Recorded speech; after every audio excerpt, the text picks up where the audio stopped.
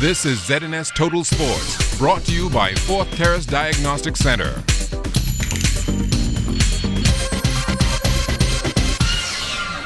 Welcome to sports, everybody. Track and field athletes from North America, Central America, and the Caribbean will gather in Costa Rica August 7th through the 9th for the NACAC Senior Championships. And according to B3's boss Mike Sands, there will be some added incentive this time around. Because NACAC is now recognized as the area championship by the IAAF, the winners of NACAC, except for the relays, will automatically qualify for the World Championship in events where we don't have already 3 full qualifiers. So this is an opportunity for those athletes. This is why NACAC takes on a very significance, because those events where we may not have qualifiers for the World Championship, it's their last opportunity to qualify for the World Championships by becoming a NACAC champion. Now, while our senior athletes get ready for NACAC, the Bahamas already has a team in Edmonton, Canada for the Pan Am Junior Championships, which get underway tomorrow. And this is just one of a number of meets our juniors have taken part in this summer. It was a long season, but at the end of the day, we all knew what the season and the schedule was all about. And every athlete's dream, I can assure you, is to make a national team. And I would like to think likewise that the coaches themselves that are coaching would also want to ensure the athletes make a national team. And so what that means is that it has to now become a function of coaching as to how the coaches manage the athletes leading up into this critical period, because the difficult thing for the coaching side of it is to be able to maintain the peakness, or to know when to back it off and to bring them back up to the peak performances, because you do have a long season and the season's not over yet. And so we can't use the excuse of a long season because we knew how long the season was going to be. It's a question of how well we prepared, how well the athletes have been prepared for this long season.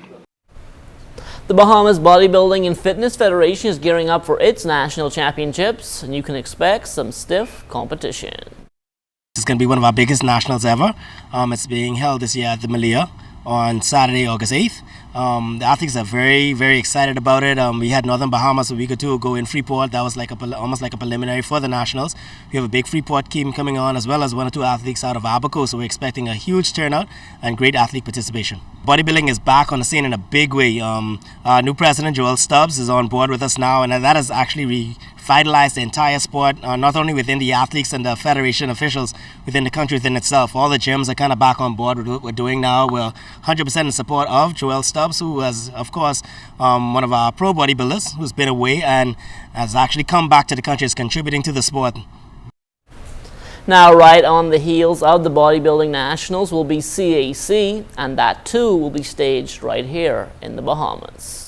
CACs is coming up on September 24th through the 27th. This is actually, we're in partnership with the Ministry of Tourism, and one of our other co-sponsors, BTC, is going to be assisting with us with that also. It's going to be held at the Atlantis Resort, and we have at least 41 different countries that actually come under the region, and so we're expecting a lot of them, at least 30 plus countries, to participate in this year's event. They're all looking forward to coming to the Bahamas, and once again, we've won it 1 or 2 times before, and we expect to do it again. The Bahamas Global Sports Foundation held its top 50 countdown last year, ranking Bahamian high school and collegiate basketball players. Teenage sensation DeAndre Aidan, who now resides in California, came in at number 1. At that time, he was 6'11", and he's grown 2 inches since then. The 7'1", 16-year-old is in town for a few days, and he spoke about all the hoopla surrounding him being the number 1 ranked recruit in the class of 2017.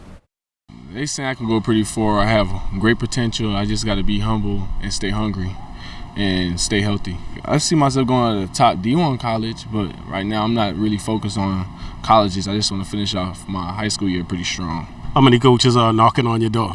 I got every coach in the United States. Boy, you really got to be humble in these kind of cases. I mean, it feels great to know that you're being recognized by everyone in the nation. I just gotta stay grounded and just take everything slow and talk to my family. Where do you see room for improvement? I think I need to handle the ball more, in certain areas. I need to go left more, and I need to have more. I need to stay down in the post more. But I don't like staying down in the post because I think it's not exciting to me. I'm already 7'1". I could do a jump hook easy. I want to face up and handle the rock and shoot the jumper.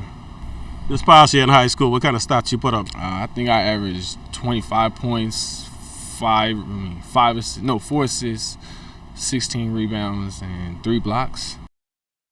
Government League basketball action back on the floor last night at the Donald Davis Gym. The Real Deal Rangers and BDOC Challengers playing in the opening game of a doubleheader. Game tied 55-all with under 30 seconds to go in regulation. Rangers working the ball around the perimeter. They go inside to Jamiro Pierre. Step back is good off the glass. Rangers still nursing a 2-point lead. They go inside to Pierre again. Initial shot missed, but he's there for the putback, and the Rangers hold off the Challengers 59-55. On to the feature game now. NIB Kings up against the Police Royals. Kings with the ball, and Makaro Clark puts in 2 of his side-high 10 points. Royals with the ball now, and Kovan Strawn finds Dion McPhee cutting to the basket. He finished up with a game-high 18. Adon Charlo with the ball down low. He misses, but Bernard Bonnaby there to clean it up. Royals on the fast break. This time Strawn keeps it for the easy deuce. More teamwork here from the Kings. Garrett Bullard finds Dominico Dean for the bucket.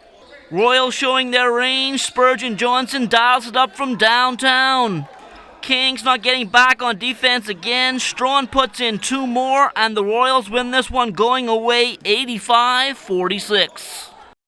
Regattas will take place this Emancipation Holiday weekend in Acklands, Cat Island, Black Point, and Rollville. Competition already underway in Acklands, and Charles Fisher brings us up to speed.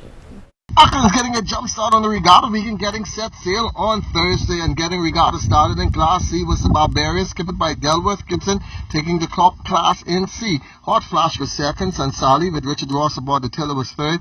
Uncle John finished fourth, and King and Knights did not finish after breaking a boom. Delworth Gibson happy to get things started on the right way. Went pretty good. We had good wins. We will be able to make some adjustments. The lead changed back and forth at least 3 times. That's just how close these boats are sailing. If you make one mistake, they're going to let you know that you made a mistake and you're going to find yourself behind. But we have good wins. As long as we have good wins, we'll be able to sail. We'll be okay. There are sailing in A, B, and C classes here in Acklands, and it all will wrap up come Saturday, where the overall champions will be crowned. In Acklands for ZNS Total Sports, I'm Charles Fisher. Thanks a lot, Charles. Now the Rollville Class C Regatta gets underway tomorrow with the opening. The actual races will start on Saturday morning. We have 13 C-Class boats lined up this year. We expect to be on the line. 3 of them coming out of Nassau. We've got the world-famous Thunderbird, Sweet Island Girl, and a new boat, kind of new boat. She's been there before, but the second time around, Here Comes Trouble. We have 5 boats coming out of Barataria. And then we have another 5 boats from the mainland of Exuma. So, and all of them, these are all boats at any time could win a C-Class race. This is a very busy time for regattas in the country. In addition to the 4 which are taking place this weekend, regattas have just finished up in Governor's Harbour, North Andros, and Freeport, and that puts added stress on the sailors who have to take time off from work. We already did 3 regattas, in this month, and most of the guys work like myself. Some of these guys can't get off to go to work, and right now I have to take off a couple of days to go to Rollville, and it's hard on the sailors in itself, and especially the guys who have to work and try to make these different regattas. So something have to work out. There's no money in it.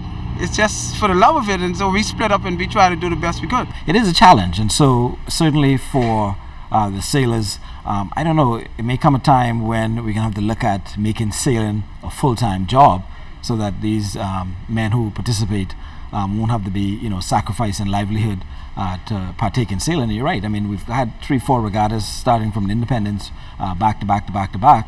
And again, it's tough for people who have to work and take time off. And that will do it for sports. Stay tuned. The Bahamas Tonight comes back after the break.